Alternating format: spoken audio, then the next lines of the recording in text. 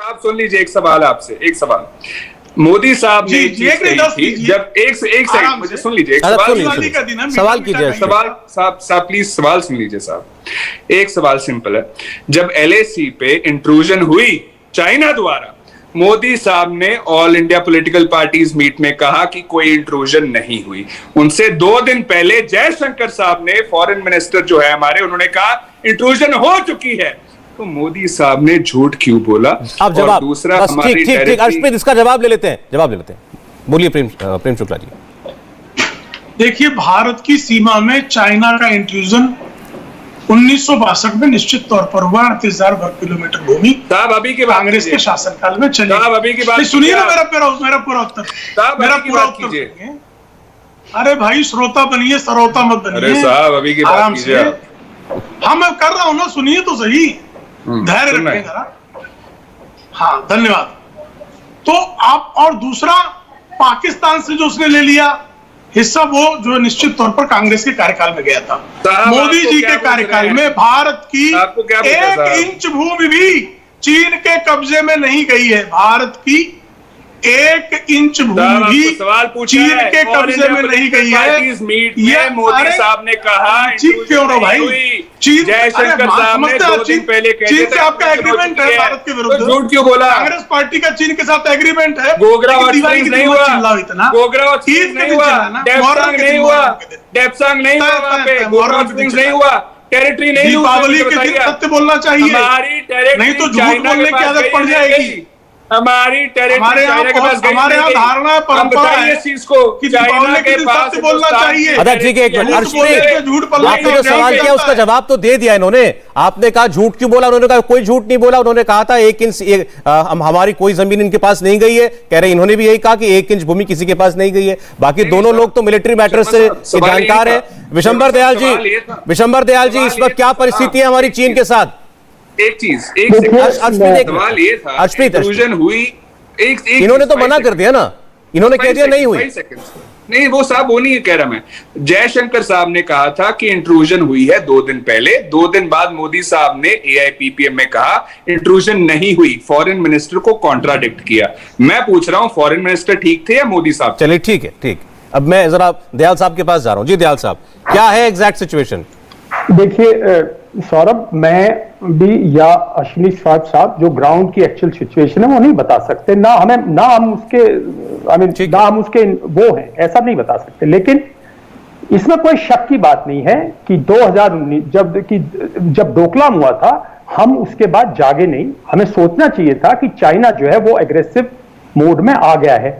तो जो ईस्ट लद्दाख में हुआ उसमें कोई शक की बात नहीं। हमने ऐसे थोड़ी 20 जवान शहीद कर दिए कि भाई उसने वो घुसा नहीं तो हमने अपने जवान बलिदान कर दिए उसकी तरफ भेज के, ऐसा नहीं है। चाइना ने इंट्रूजन की है और चाइना आज भी डेप्सांग में जहां था वहीं बैठा हुआ है। तभी बार बार बातचीत हो रही है। देशवासियों को क्यों झूठ बोले? हमारी डेमोक्रेटिक शक्ति तो यही है ना कि पूरा देश एक भाषा बोले कि चाइना आया है। पूरी दुनिया में बोलो कि चाइना ने हमारे साथ गद्दारी की है। तो जब देश जो है हमारा देश उस टाइम पे पूरा कोविड में पीड़ित था, ये चाइनीज एम्बेसी को उस टाइम पे हमें बैन कर देना चाहिए था। इन लोगों ने ये इंफॉर्मेशन दी है वहां और चाइना ने उसका फायदा उठाया है। हमारी सेना भी उस टाइम पैरालाइज थी, हम लोग सैनिकों की भी गार्ड कर रहे थे। इन्होंने हमारे साथ विश्वासघात किया है। और बार बार झूठ बोलने से क्या होगा? मैं प्राइम मिनिस्टर का, भारत के प्रधानमंत्री को मैं कैसे झूठा बोल सकता हूं? इस देश के लोगों ने आस्था जताई साहब, वो हमारा एक प्रतीक है साहब, प्रधानमंत्री है। लेकिन जो ग्राउंड पे हकीकत है उसके लिए मैं कह रहा हूं कि जो पॉलिसीज हैं, जिस दिन 1993 की एग्रीमेंट को चाइना ने रत्ती भर भी वायलेट किया, उसी दिन पॉलिटिकल और डिप्लोमेटिक ऑफेंसिव स्टार्ट हो जाना चाहिए।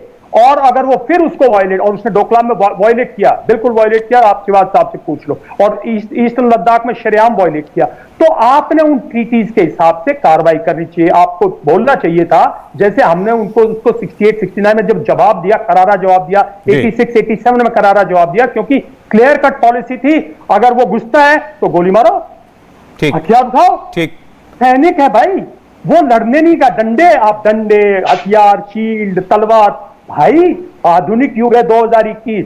आप अपनी हमारे को बहुत देश को, चाइना को बीट करने के लिए बहुत मेहनत करने की आवश्यकता है। सेना मेहनत कर रही है। नहीं, मैं एक और मुद्दे पर आऊंगा।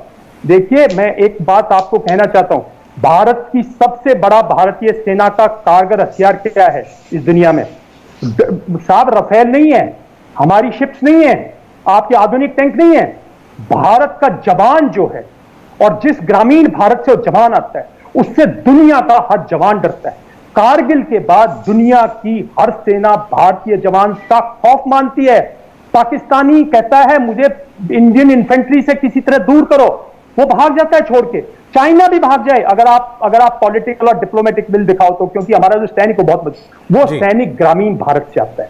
जब ग्रामीण भारत पर किसी किस्म का आप प्रहार करते हो, या उसको लगता है आपने बहुत अच्छा किया, ये कानून अच्छे होंगे, मैं इससे नहीं जानता, लेकिन उसको पता है कि उसका पिताजी, उसका चाचा जी आज कहीं एजुकेशन में बैठा है, ये उस पर इंपैक्ट डालता है। और दूसरा, मैं प्रेम शुक्ला जी से कहूंगा, साहब अगर आप सचमुच में जो मोदी जी को देना, आज 99% ex serviceman Bharatiya Janata party के समर्थक है, हम लोग जानते हैं, इंटरेक्ट करते हैं। साहब आप क्यों नहीं, आपने क्यों लटका रखा है कोर्ट में हमारे?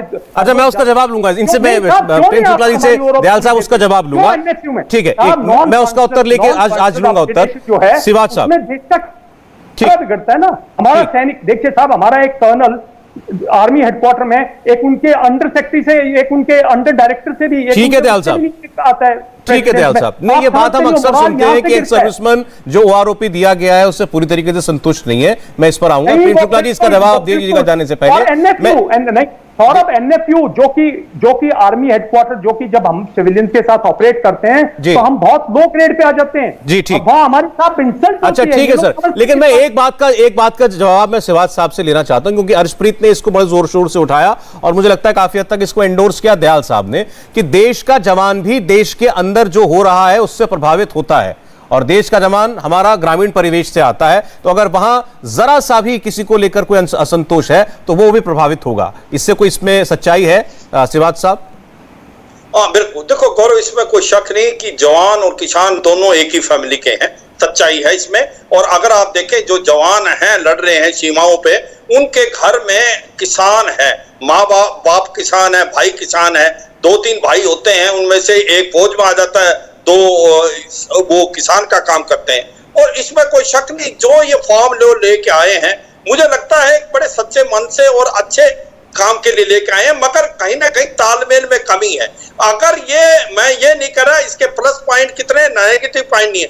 मेरा पॉइंट ये है, अगर कोई किसान खुश नहीं है और किसान बैठा हुआ है संगूर के या कहीं और बॉर्डर पे, उसका इंपैक्ट मोरल पे, जवान पे पड़ सकता है, इसमें कोई शक और सवाल नहीं। ये सच्चाई हमें कबूल करनी चाहिए। और मैं ये नहीं कह रहा कि ये फॉर्म लॉ ठीक नहीं है, मेरे हिसाब से ये फॉर्म लॉ बहुत अच्छे हैं। मुझे तो पढ़े लिखे इंसान के तौर पे मुझे लगता है कि ये जरूरत है आने वाले समय में, मगर कहीं ना कहीं कम्युनिकेशन गैप है, समझाने में कहीं ना कहीं तालमेल नहीं हो रहा। इंडिया टीवी हर वक्त हर जगह डाउनलोड करने के लिए सर्च करें India TV news Google play store या ऐप स्टोर पर।